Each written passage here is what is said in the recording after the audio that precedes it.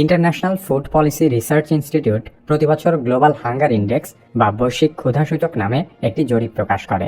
4টি বিষয়ের মাপকাঠিতে এই ক্ষুধা সূচক তৈরি করা হয়। বিষয়গুলো হলো অপুষ্টি, 5 বছরের কম বয়সী শিশুদের উচ্চতা ও উচ্চতার তুলনায় ওজন এবং 5 বছরের নিচে শিশু মৃত্যুর হার। 2021 সালের বৈশ্বিক ক্ষুধা সূচকে 116টি দেশের মধ্যে বাংলাদেশের অবস্থান 76 নম্বরে। 2020 সালে 107টি দেশের মধ্যে বাংলাদেশের অবস্থান ছিল 75তম। সাম্প্রতিক সূচকে বাংলাদেশের অবস্থান পিছিয়েছে। এর অর্থ বাংলাদেশে ক্ষুধা বেড়েছে।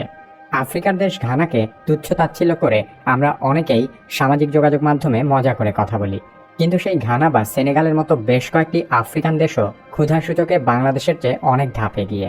তবে প্রতিবেশী দেশ ভারত এবং পাকিস্তানের চেয়ে অনেক এগিয়ে আছে বাংলাদেশ। বিশ্বের 116টি দেশের মধ্যে ভারতের স্থান 101 নম্বরে। গত বছর যা ছিল 94তম। 2021 সালে পাকিস্তানের অবস্থান 92তম এবং আরেক প্রতিবেশী মিয়ানমার আছে 71 নম্বরে। সূচকের স্কোর অনুযায়ী বাংলাদেশে ক্ষুধার মাত্রা গুরুতর পর্যায়ে রয়েছে। গ্লোবাল হাঙ্গার ইন্ডেক্সের ওয়েবসাইটে প্রকাশিত তথ্য মতে গত বছর বাংলাদেশের স্কোর ছিল 20.4। এবছর বাংলাদেশের স্কোর 19.1। সমপরিমাণ স্কোর নিয়ে দক্ষিণ এশিয়ার দেশ নেপালের অবস্থানও 76 নম্বরে। এই তালিকায় তলানিতে থাকা দেশ হল ইয়েমেন এবং সোমালিয়া। ইয়েমেনের অবস্থান 115তম এবং সোমালিয়ার অবস্থান 116তম। এই দুটি দেশে শিশুরা মারাত্মক অপুষ্টিতে ভুগছে। সেই সাথে দেশ দুটিতে শিশু মৃত্যুর হারও অনেক বেশি। ক্ষুধা সূচকে সৌদি আরবের অবস্থান 29তম। জরিপের মাপকাঠিতে এই অবস্থানকে বেশ ভালোই বলা চলে।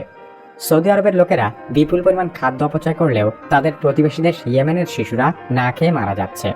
একজন সৌদি নাগরিক প্রতি বছর গড়ে 250 কেজি খাবার নষ্ট করে।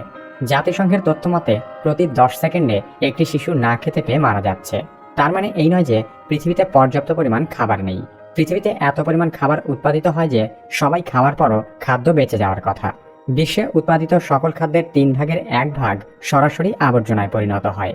একদিকে বিপুল পরিমাণ খাদ্য অপচয়, অন্যদিকে খাদ্যের অভাবে বহু মানুষের মৃত্যু হচ্ছে। চ্যানেলে আপনি নতুন হলে আমাদের অন্যান্য ভিডিওগুলো দেখতে থাকুন।